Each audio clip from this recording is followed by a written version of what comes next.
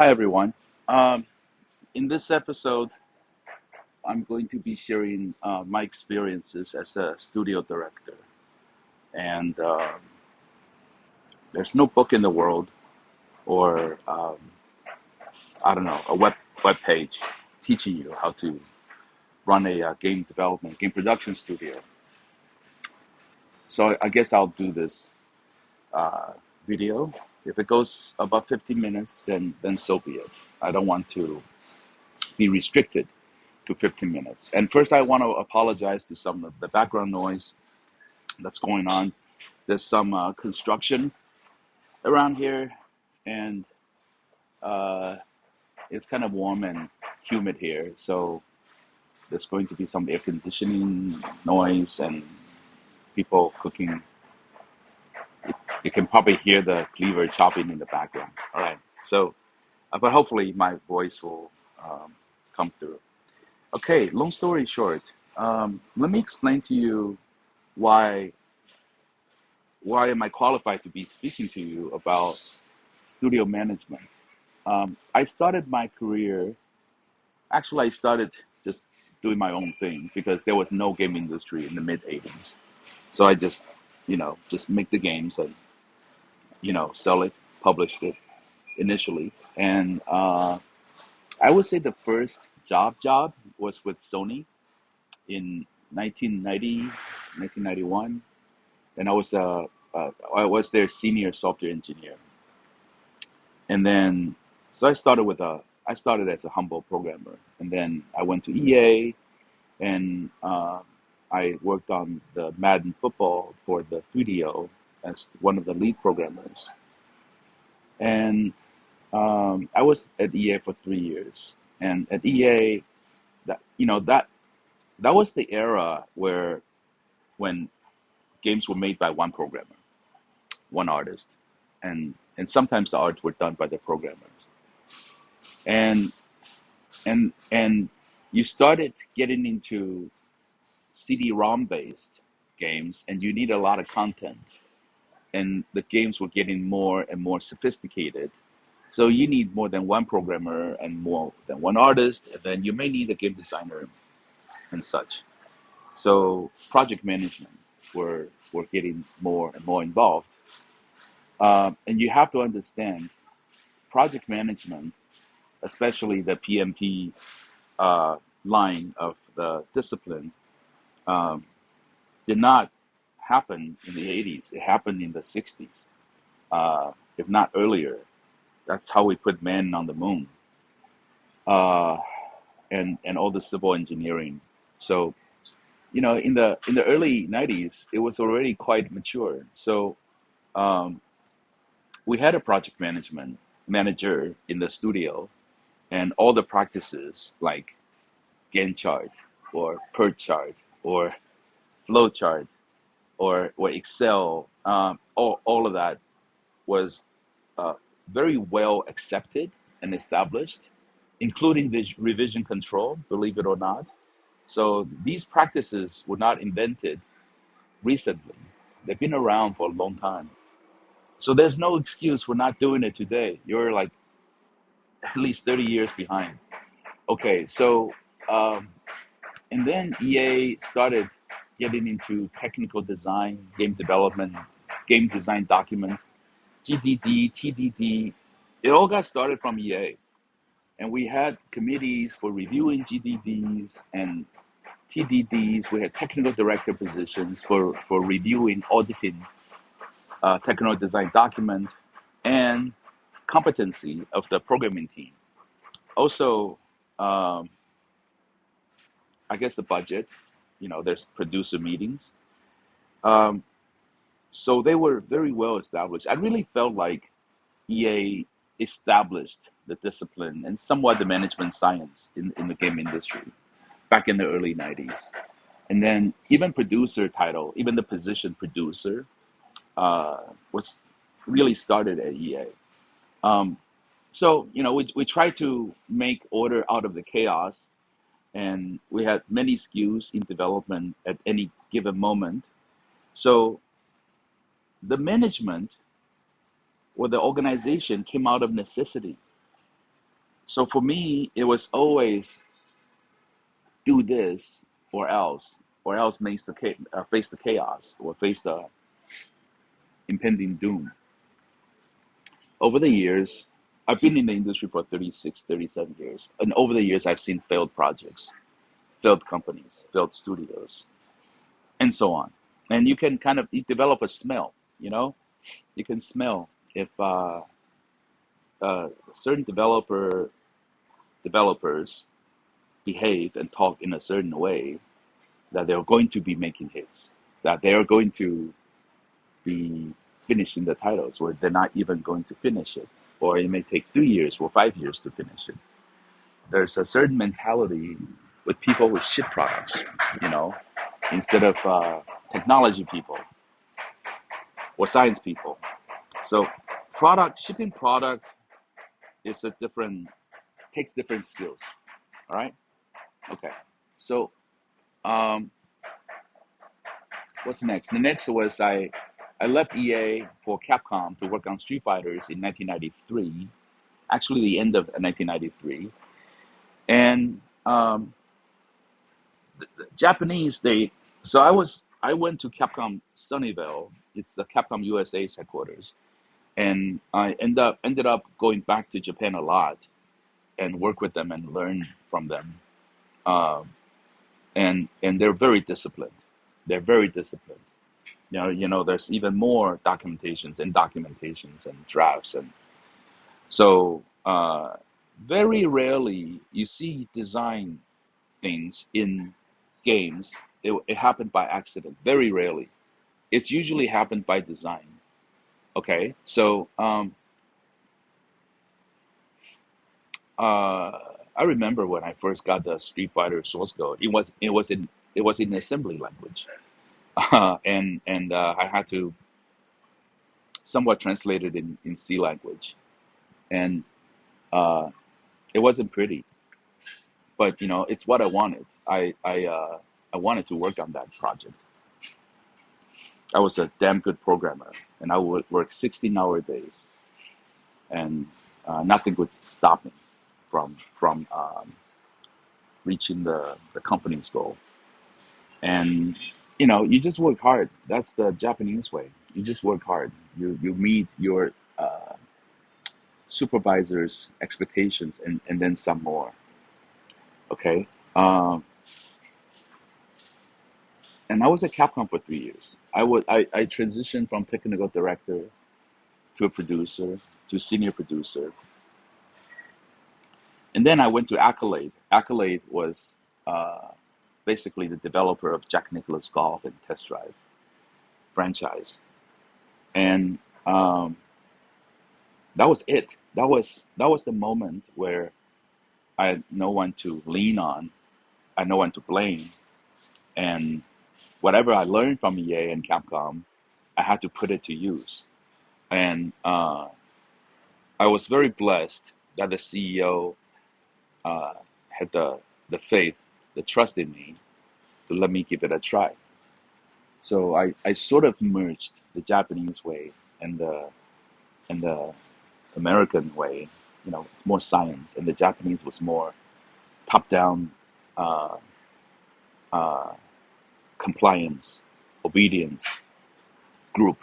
You know, everyone give your best so the group can reach its goal, and I think that's beautiful. But there's only so much you can do, you know, with the staff that you have. Okay, so um,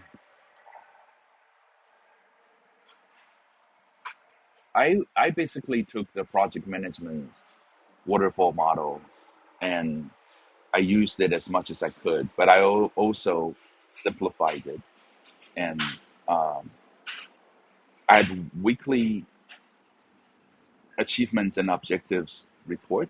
It's like 5 minutes you can finish writing for every individual. You can write that in 5 minutes. So every person will have another person to meet and talk to. We actually sit down and go through your weekly A's and O's. And um, I tried to have no more than five direct reports, but I ended up having about 7 to 8, and that was too much. So So from Monday, I will have one-on-one meetings all the way up to Wednesday, and then I have half the week to actually take action for with the notes I get from the meetings.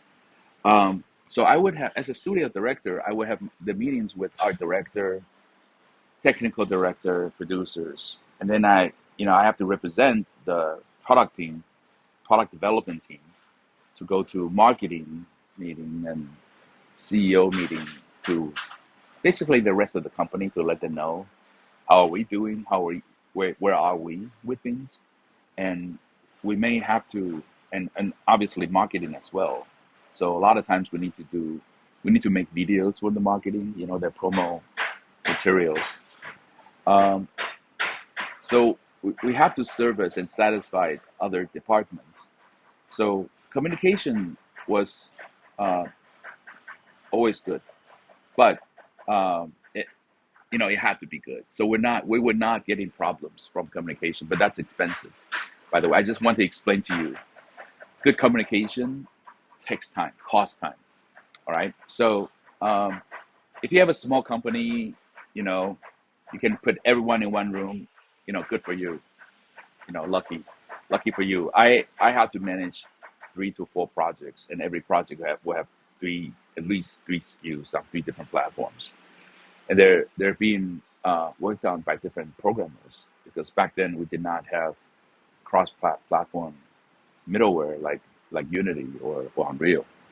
Anyway, um, okay, so all of that is background information and some background knowledge. Um, Obviously, I know what Agile is. You got to remember, Agile was created for software development, especially for software that um, after you launch the software, you are getting constant feedback from the users. So the change control in the original waterfall model became too clumsy, too cumbersome.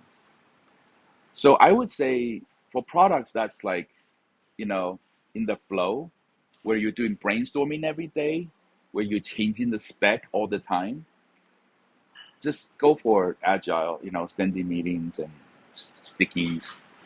That's fine. Um, but a lot of the times, it costs us millions of dollars and tens of people to develop one video game. We tend not to change game design on a whim. Yeah, so the accountability has to be certain. So I am personally more more of a proponent to, before you launch, you go with waterfall, because you're supposed to think it through. You're supposed to have a solid game specifications. And game programmers need that. Game programmers do not tolerate, like this requirements today, tomorrow it's going to be something else, change the layout all the time. That's very expensive. That's a very expensive mistakes, that you change requirements on the fly all the time. It's not smart. Don't do that. Your programmers will quit on you if you change the requirements on the fly all the time. Okay? So and also, you are a studio director. You're not a game designer, and you're not necessarily representing tens of thousands of users. So I'm sorry, most of the time you're not supposed to have creative input. Um, or I should say, you don't have the luxury. You're there to keep things going smoothly. You're there to make sure the requirements or the changes to requirements are coming in are being recorded in an objective way. So the last thing we need is the studio director having subjective opinions based on his, life experience or his aspirations, and then the producer would do the same, and then game designers would do the same, programmers would do the same, artists would do the same. Then you're not data driven anymore. Then you're not developing the product based on user feedback anymore. So you kind of have to lead by example of not, you know, monopolize the great creative aspect of the game development. Okay, but if they're making a mistake, you're not supposed to hold your tongue, bite down on your tongue. You're supposed to say it. Make sure it's your opinion. You make it clear, and it's not an order. And you probably want them to justify their game design or their feature design. Okay, um, so I thought those are important. And every studio director have his own style or flavor. I I like to be able to speak to everyone and not get into business stuff. I like to get to know them better, get to know what makes them tick, and I just like that style better.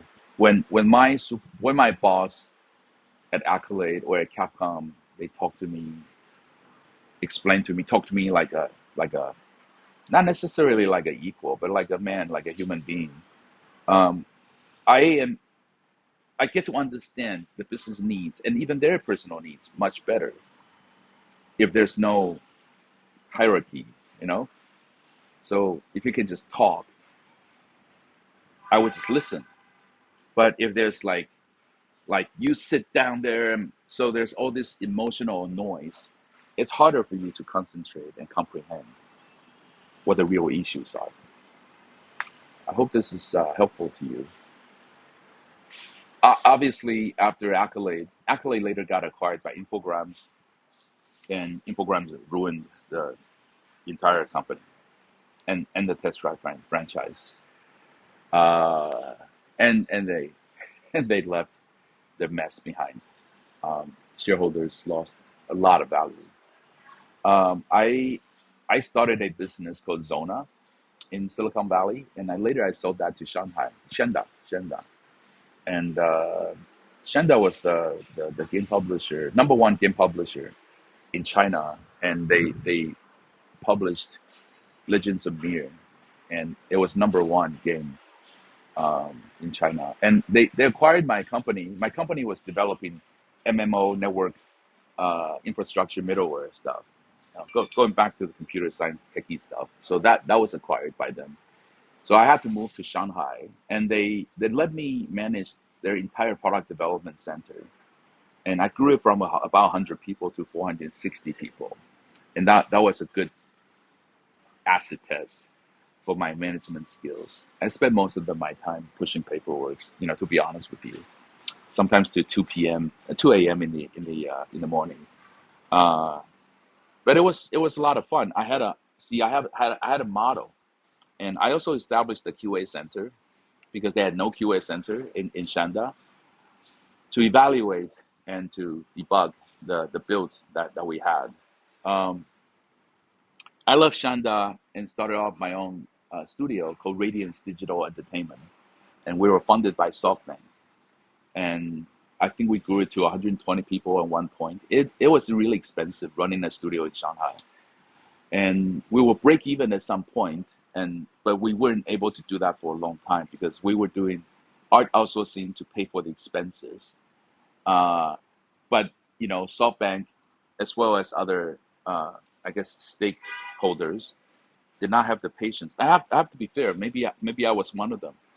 We did not think doing art outsourcing is the destiny of this studio. So we wanted more. So we started making original IP products. We started taking risks.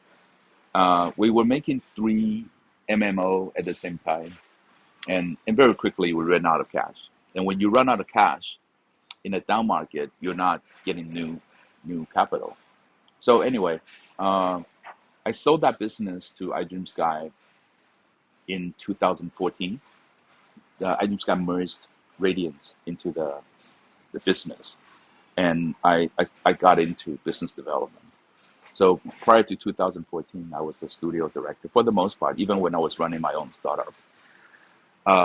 So I got into the business in '86. So like 28 years, 28 years in development, in productions, and Yeah, let me know if you have any questions. So that part of the experience is not business, it's production. And it's about how to work with developers. Obviously that experience has helped me a lot in business development because I'm dealing with developers now. I was one, so hopefully I can empathize and I know how they feel, what they think. Um, but I'm more focused on how to run a successful business and how to strike successful business deals.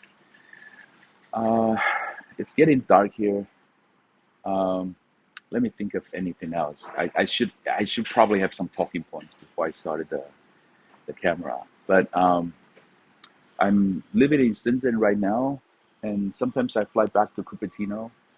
Um, so these are my two primary residents, and I hope that these videos will help you. If you want to get into business, or if you're running a small team, and if you are a studio director, I hope this can be useful to you. Um, Let me quickly run down what I would do on a daily. So each cycle, I would say it's 1 week. So when I go into the office in the morning, I will mostly, no, most likely walk around and say hi to people. And we will have set time, like Monday 10 is what project producer meeting. The producer may come with lead. No, actually, what I did was the lead programmer, the lead artist, and a lead game designer and with producer. They just need to turn in a weekly report to the producer. Producer will give it to me. So when I meet with the producer, it was one-on-one. So I find that to be more beneficial. So you don't end up talking about weather too much, and you can talk about producer him. So this to build some personal rapport. And that's also the time where I would report to the producer what's going on with the rest of the company. Otherwise, they wouldn't know. So when we call a weekly meeting, it's a bi-directional communication. So that's a one-on-one. I think that's really important. If you have time, make it 30 minutes. If you don't, maybe make it 10 minutes. And that should come with you should have that meeting with the weekly report in front of you, and you should read it before the meeting. So you would confirm certain achievements and or issues, and you will you will give compliment, or right, or you should show concerns, and they could ask you for help, and you come to their rescue.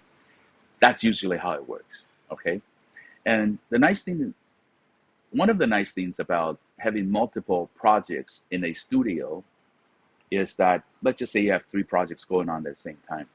Not every team needs to have um, all the staff all at once.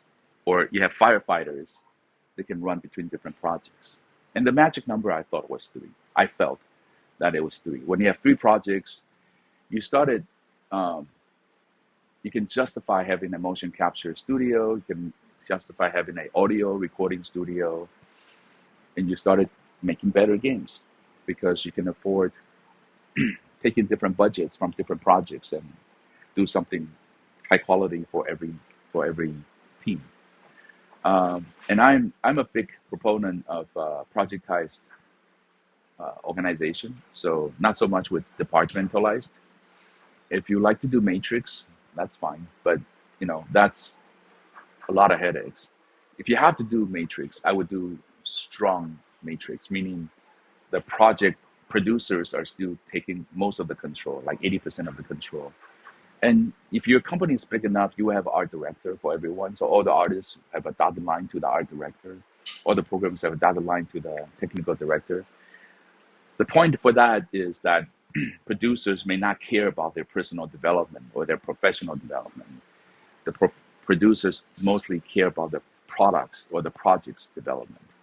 So you want to have someone on their track, on their professional track, to help them along. If they want to go to SIGGRAPH, or if they want to go to Tokyo Game Show. The producer would most likely say no because the producer doesn't get to go, but a technical director or art director may say yes because of XYZ reasons. Um, and I will have another meeting with my superior, if you have one. If you don't, that should be a board. And if it's the board, maybe once a month instead of once a week. And I I cannot emphasize how important these reports and meetings are because these are the tools, the typical tools for your communication between the colleagues and between the shareholders and board directors. I think it's important to communicate uh, thoroughly. And my experience is that if you don't communicate enough, most of the time they will panic and think less of the development. They'll think that you haven't done much. Um, Obviously, some optimistic people may overthink it and they overshoot. They think, "Oh, I thought it's already done." So the point of the communication is to realign reality. Okay. Um,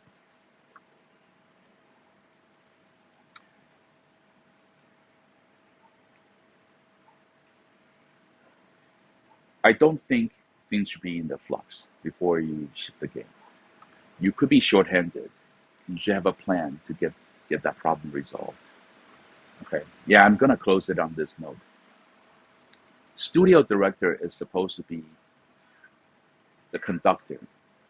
Uh, he he's not as a conductor. His role is not to play the instruments. Okay, so he's to make sure he delivers the overall experience. And a lot of times, I ended up buying dinner for people who were working overtime. I was taking care of ordering for dinner.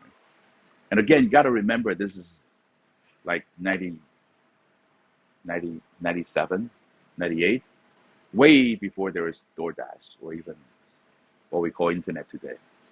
Okay, so yeah, that's what it takes. I would take turns with a producer, with the associate or assistant producers, and I still think it's right. So you try to save them time so they don't leave their seats and go have a 2-hour dinner. That's counterproductive. Sorry about that. Yeah. So anyway, that's I don't I don't believe in uh, uh, whoever in that position is a glorious position. I don't think so. I think it's a privilege, and you need to serve, and that's the only way for you to be successful. Um, so yeah, it's not easy to make great games, and I get I get LinkedIn messages all the time saying, "Oh, it's great that we're in the same business." I don't even know what they're talking about. I've been in this business for 37 years. I put in my entire life, honing my craft, you know, trying to work hard and ship products. I've shipped Madden, I've shipped uh, Street Fighters, Super Puzzle Fighters, Test Drive Off Road, 2 and 3, 3 different platforms and Ballistic, and it was uh, what's the different name? Zuma was the name. Um, I shipped a lot of titles, and every time I do, you know, more, I just I'm humbled by the process, and they're smarter and harder working people, better people than me. I'm just doing my work, and then these posers come out of nowhere. Hey, hey, I'm one of you. Yeah, so please be mindful. To many of us, this is a lifetime's sort of pursuit of perfection. It's a craft, and I'm not saying you have to do that, but just stay grounded and stay grounded. Um, Look, I use mobile data platform like App Magic, so I can see all the Android and iOS app download and revenue, and you know, I have a certain expectation what numbers are meaningful, I would say if it's not top 100 globally, you still have some way to go, and that's fine, right? We all have to start somewhere, but uh, don't don't act like a professional just because you're doing 9 to 5. Um, you know, so just have some respect for people who have worked hard, dedicated their life in this trade. And again, I would love to help if you want to learn, if you want to share. Uh, I'm here. I'm not monetizing this channel. I don't need your pennies, and I don't need your donation. I'm not on Patreon, so this is purely a charitable share. I'm taking my time. I'm not going to do any post production because I'm not getting paid for this, but I'm hoping the audio quality will come through clearly. Take care, and until next time. If you want me to talk about anything specifically, tell me. Let me know. You guys are not very good at leaving comments. Let's interact. Thank you. Bye bye.